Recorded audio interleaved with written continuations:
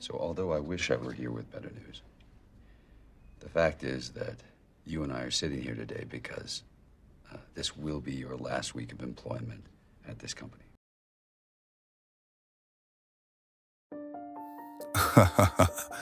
And welcome to another video.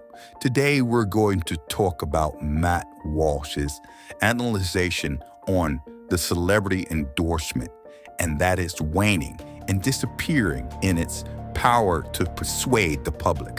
Let's find out. As I mentioned earlier, celebrity endorsements in general just aren't that effective anymore. But they're especially ineffective right now when inflation is high and people are struggling to afford, essentials like groceries. In an economic environment like that, Americans just aren't interested in sermons from obscenely wealthy entertainers. Not that they're all that interested even in a good economy.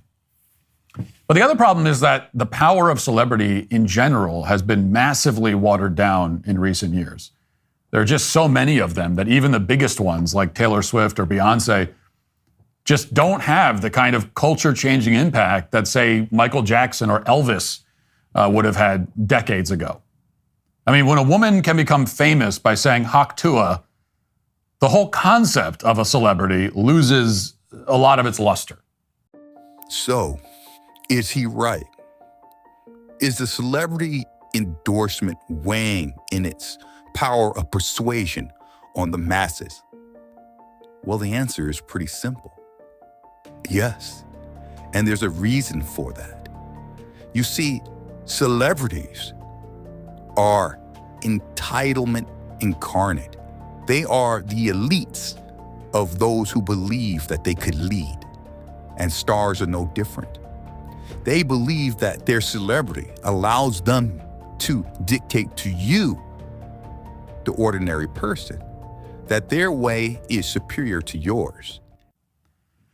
This has been obvious to almost everyone for some time, which is why a lot of celebrities have found new ways to endorse products like those reverse endorsement deals that I mentioned. But apparently it wasn't obvious to the Kamala Harris campaign. They believed in all seriousness that amassing a bunch of these vapid, cookie-cutter endorsements from famous people would win them the election. They thought Americans cared so little about substance that they'd vote for a candidate who can barely articulate a coherent thought, all because of the endorsements of some other morons who also can't articulate coherent thoughts. He is right in one aspect.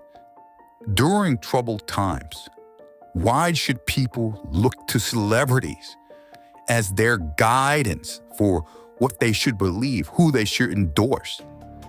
Here's a news flash for those who believe they should be. They are built on luxury. Their whole industry is based on entertainment. They are not the pillars of necessity. They do not put food on your table. They do not invent a new way of enlightenment. So when they feel the privilege to tell you what to do, it is not coming from a place of morality or necessity.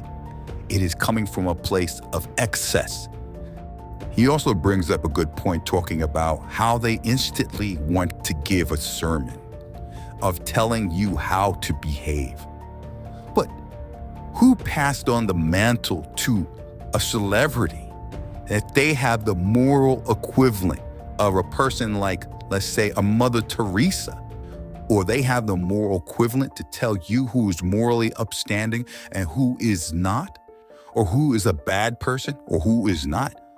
How can they, when they themselves come from a place of humanistic behavior?